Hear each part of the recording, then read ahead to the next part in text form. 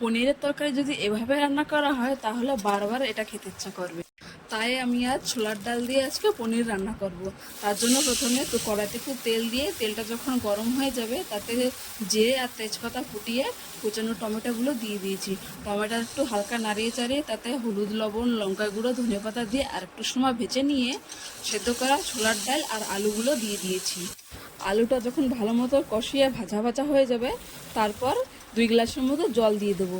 জলটা আমি এখানে একটু বেশি করেই দিয়েছি, কারণ তরকারিটা নামানোর পরে যখন ঠান্ডা হয়ে যায় তখন ছোলার ডাল আর পনিরের জলটুক সব টেনে নিয়ে যায়। তার জন্য আমি প্রথমের থেকেই জলটা একটু বেশি করে দিয়েছি।